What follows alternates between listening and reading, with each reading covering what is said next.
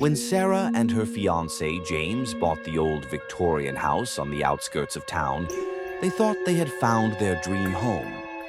Sure, it needed some work, peeling wallpaper, creaky stairs, but they could already envision themselves growing old there. The previous owner, an elderly man, had passed away, leaving the house vacant for years. The oddity presented itself during their first walkthrough. On the second floor, at the end of the hallway, was a door. It wasn't on the floor plan. Behind it should have been the outer wall of the house. No room, no closet, no crawl space, just brick and siding. Probably sealed off or part of an old remodel, James said, brushing it off. He turned the knob, but it didn't budge. Painted shut or locked. "Let's leave it," Sarah said, inexplicably unnerved by its presence. She didn't understand why. It was just a door, but something about it felt wrong. Weeks passed and they threw themselves into renovations. They painted the walls, ripped out old carpets, and scrubbed the grime of decades from every corner. The house began to feel like theirs, except for the door. Sarah swore she could feel it watching her, like it was aware.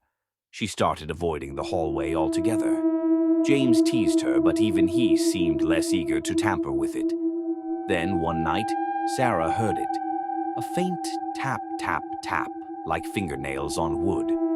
She froze, straining to hear. The sound came again. 3 deliberate knocks.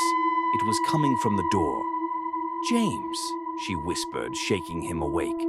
He groaned but sat up, groggy. They crept down the hallway together, flashlight in hand.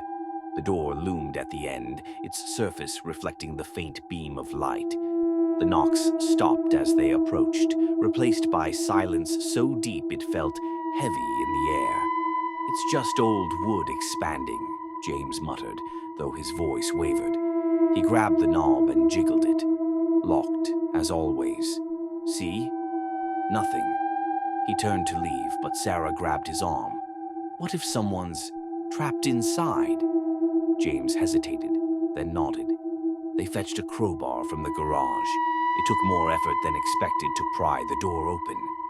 Paint chips flaked off, and the hinges groaned as if protesting their intrusion. Finally, the door swung inward, revealing nothing but a solid brick wall. "Well, mystery solved," James said with a nervous laugh. But Sarah didn't answer. She was staring at the bricks, her breath shallow.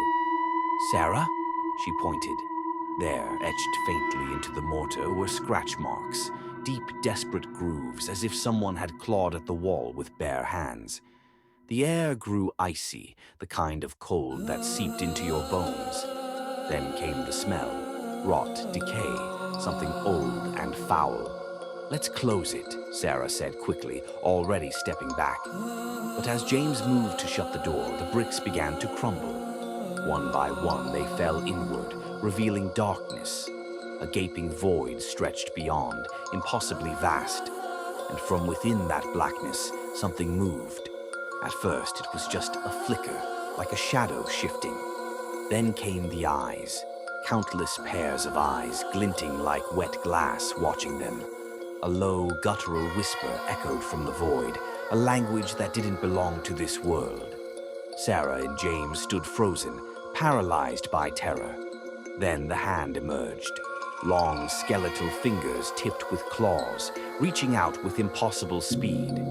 Sarah screamed as the door slammed shut on its own, the wood rattling violently.